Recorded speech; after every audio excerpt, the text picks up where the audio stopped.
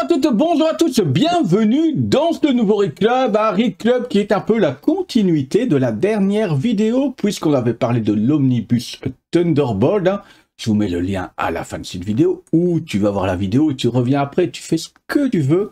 Mais aujourd'hui, ça pourrait être un G relu et un G découvert, puisque j'ai relu et Dark Avenger en Deluxe, le tome 1, et puis j'allais vous en parler en juste, j'ai relu, et puis j'ai mis la main sur le tome 2, pas cher, à 10 € sur Vinted, quelque chose comme ça. Et je sais, on me l'a déjà signalé dans d'autres vidéos, puisque je vous en ai parlé un petit peu, qu'il existe un prologue, mais que je n'ai pas trouvé, moi, à prix décent, c'est-à-dire que quand on me propose un Deluxe à 120 €, moi, je dis non. On va un petit peu situer les événements qui ont amené à ce Dark Avenger, et ça fait un peu écho, si vous suivez les rubriques du G, où il a fait 2 vidéos, qu'est-ce que c'est qu'un bon event pour lui, et quel est son meilleur event pour lui, encore une fois à partir de ces critères. Eh bien ça fait un petit peu écho en effet à tous des bons events qui fait que le bon entraîne le bon et amène des situations intéressantes. Je vous rappelle, on avait déjà dit Thunderbolt. Qu'est-ce qui amène les Thunderbolt au final? Le fait qu'on ait eu Onslaught qui amène une situation où on prend le risque de dire pour l'instant il y a beaucoup de super-héros les plus grands qui ont disparu de la Terre, qu'est-ce qu'on fait maintenant? Et Thunderbolt apparaît et on voit que finalement c'est quelque chose de très chouette. Là c'est un petit peu pareil. Je vous refais une mise dans le contexte parce qu'il y a quelques très chouettes choses qui se sont enchaînées. Par exemple, en 2006, entre 2006 et 2007, qu'est-ce qu'on a? Planète Hulk, qui fait que Hulk quitte la Terre, sans vous dévoiler, mais voilà. On a ce Planète Hulk qui est suivi en même temps par House of M. House of M, on est ici en quelle année? En 2005. On est en 2005, House of M. Qui amène de la faiblesse un petit peu, c'est les super-héros. Qu'est-ce qui s'enchaîne pendant ce temps-là? Ben, la suite de Hulk, de Planète Hulk, World War Hulk. On est là de mémoire en 2007. 2007, c'est ça, de juillet à janvier 2007 à 2008. Janvier 2008. Sur ce, grande faiblesse, parce qu'on a pris la décision d'envoyer Hulk ailleurs que sur Terre, de l'expatrier un peu, une manière très malvenue, de manière très cruelle. Je vous rappelle qu'on lui fait croire quand même qu'il part pour une émission et au final on veut l'envoyer bien loin, il passe par un trou noir et puis voilà. Je vous laisserai lire ça, j'en ai parlé aussi. Derrière ça, qu'est-ce qui arrive? Civil War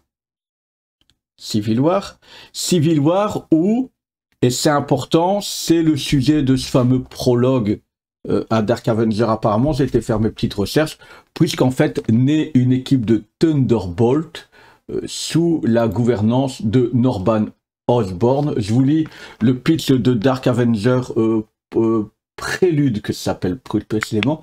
Au cours de Civil War, Norman Osborn forme une nouvelle équipe au service du gouvernement, les Thunderbolts. Ce groupe a pour mission d'appréhender par tous les moyens les surhumains qui refusent de se mettre à la loi de recensement, parce que c'est tout l'enjeu de Civil War, la loi de recensement des super-héros. Le clan de Captain America ne veut pas de ce recensement, celui d'Iron Man, oui. Enfin, tout ça affaiblit nos super-héros et les bonnes ententes entre super-héros. Et puis apparaît quoi? Secret Invasion, avec nos amis les Skrulls, qui sont conclus, sans vous spoiler, je vais être obligé de spoiler parce que c'est clairement dans la continuité. Norman Osborn est vu comme un héros de la nation grâce à ça. Et qu'est-ce qui se passe? On lui laisse on dissout le Shield et on crée le Hammer et on donne les pleins pouvoirs du Hammer à Norman Osborn qui crée c'est Dark Avenger. C'est Dark Avenger où il va les chercher, où il va le recruter. Il va le recruter dans son équipe de Thunderbolt. Voilà le pitch d'origine de ce super moment, parce que c'est plein de chouettes, vraiment très chouettes moments. Comme quoi, hein, quand on fait des events simples à comprendre, avec des enjeux simples, mais qui impactent fortement les héros, il arrive quand même des super bonnes choses sur toute cette longueur éditoriale. Ça, on peut quand même le retenir, et je pense qu'on est assez d'accord sur ça.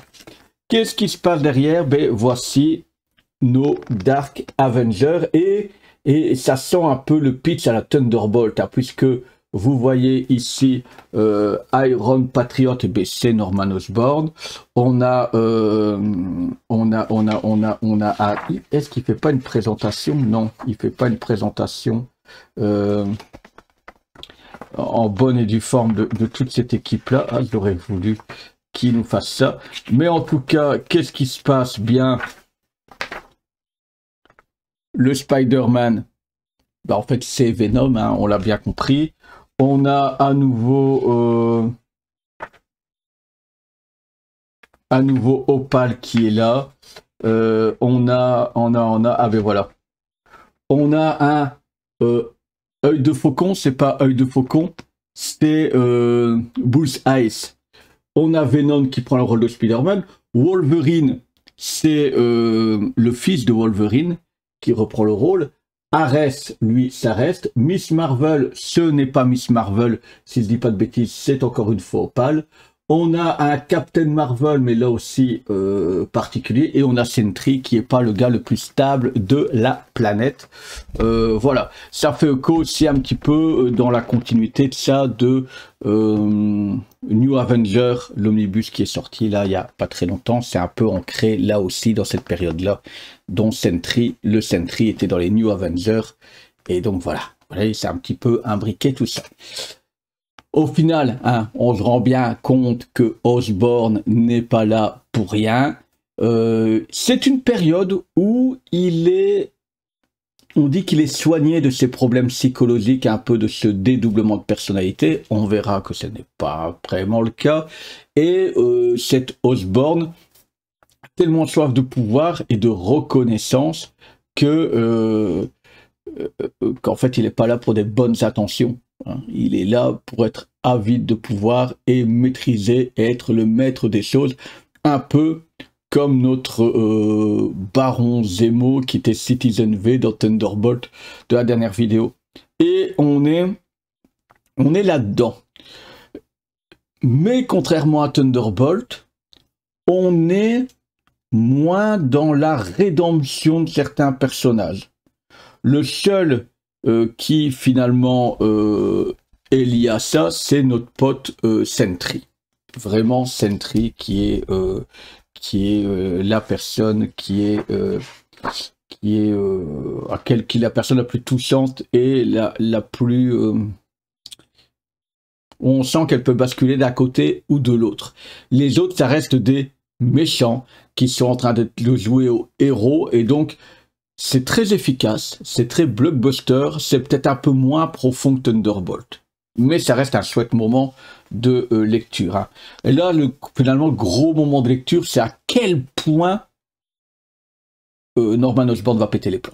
C'est essentiellement ça, le plus gros. Alors ici, c'est cool. Dans ce premier tome, on a Dark Avengers 1 à 6. Hein. C'est un peu la mise en place des Dark Avengers, notamment avec avec une action qui se passe, c'est en Latvérie, essentiellement. Et puis, on a un crossover avec les X-Men, hein, parce que forcément, hein, s'il faut déboulonner encore des super-héros, c'est les X-Men. Et donc, on a un crossover qui s'appelait Dark Avenger Uncanny X-Men. Une première partie qui s'appelle Utopia, et puis une deuxième qui s'appelle Exodus. Et puis, quand on arrive dans ce deuxième tome, ben, on monte dans la soif de pouvoir et dans le côté je pars en vrille de Norman Osborn, avec une aventure qui s'appelle L'Homme Molécule. un petit annual qui s'appelle le Déserteur, un petit aussi on pourrait dire entremets qui s'appelle Second Couteau, où on parle de tous les personnages un peu secondaires de cette équipe. Et puis on a, alors ils appellent ça siège. Alors je ne suis pas tout à fait d'accord, parce que dans ce siège là c'est l'apothéose, je vais dire, de l'arc Sentry qu'on tente de maîtriser. Tout le monde a essayé de maîtriser, ça a rarement fonctionné, hein. Mais voilà, c'est centré sur que va devenir Sentry dans cette histoire-là. La seule chose qui est particulière dans ce run, dans ce proposition de luxe Dark Avenger, c'est que on clôture un peu un arc, et puis d'une page à l'autre, on fait une ellipse temporelle gigantesque. Gigantesque gigantesque, pas des années, hein, mais voilà, on sent qu'il y a une grosse ellipse. Pourquoi?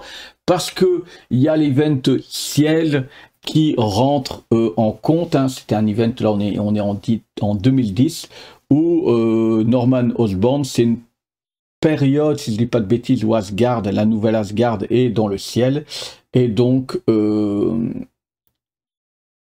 c'est le point culminant, ça que c'est drôle, c'est le point culminant de la période Dark Avenger, Dark Reign, où Osborn prend le hammer, prend les Dark Avengers pour aller conquérir cette nouvelle Asgard.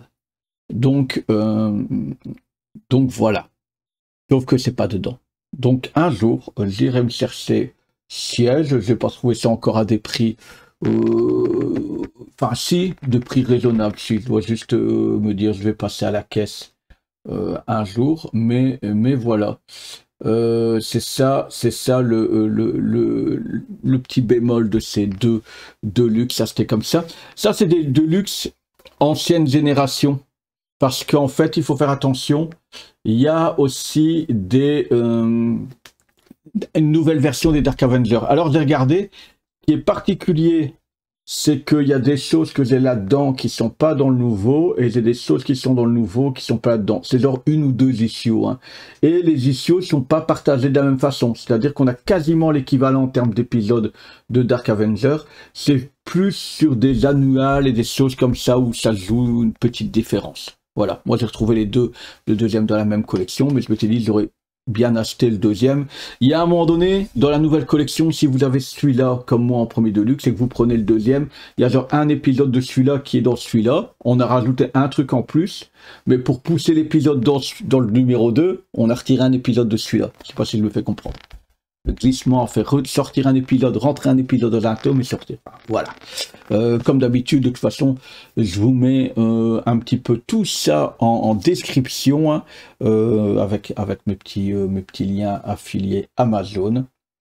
Si vous avez lu tout ça, hein, dites-moi ce que vous pensiez de cette époque comics années 2000, début des années 2000, où franchement, là j'ai remis un petit peu le lien entre toutes les histoires. Et je pense que bêtement, c'est l'omnibus New Avenger qui m'a fait remettre le lien entre tout ça, parce qu'il y a des références et on se rend compte que les références se répondent à l'une l'autre. Et je pense que c'est ça qui m'a permis de remettre tout ça en musique et de rééclairer tous ces événements de super bons events qui ont changé des choses, qui ont impacté des relations, qui ont impacté des personnages. Et encore une fois, c'est ça, un bon event, quelque chose de simple, quelque chose d'efficace, qui est facile à suivre et qui a quelques rebondissements pour nous surprendre, mais qui ne va pas chercher à intellectualiser ce qu'il ne faut pas intellectualiser.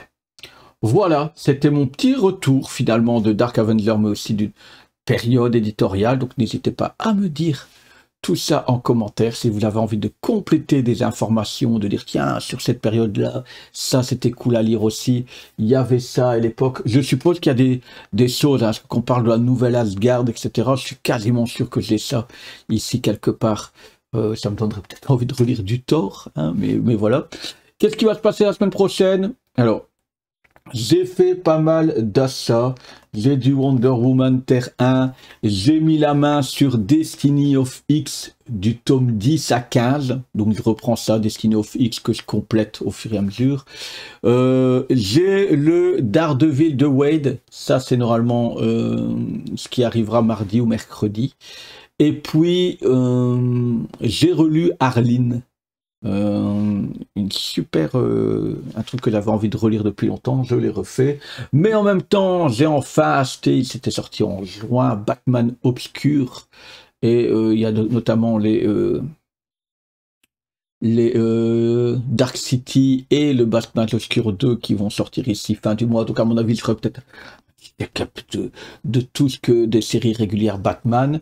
J'ai acheté en manga les derniers tomes de Dragon Ball Super et le dernier tome de One Piece, mais comme je lis ça un petit peu en scan de temps en temps, pas trop le dire, eh bien je suis à jour là-dessus et je sais que au manga ça fonctionne un peu moins bien, mais peut-être qu'à un moment donné je reparlerai de Dragon Ball Super parce que dans le dernier tome il y a des trucs qui sont assez cool. Enfin voilà, il y a beaucoup de choses. Normalement, si je suis ce que j'ai dit, s'il n'y a rien qui perturbe ma tête, la semaine prochaine et mes envies de discussion, ma tête, il devient fou le gars, mais ce serait donc Daredevil, l'omnibus de Wade, et puis le week-end prochain, j'ai relu Arline. Voilà. Je pense que tout est dit. Je peux encore vous remercier pour les likes, les partages. Ben, à tous ces gens qui se réabonnent, qui s'abonnent à la chaîne. Hein, on est à une dizaine d'abonnements semaine, là. Ça fait toujours plaisir, 10-15, là. C'est reparti de bon augure. En tout cas, nous on se dit tout simplement à tout bientôt pour un prochain Read Club. Ciao, ciao.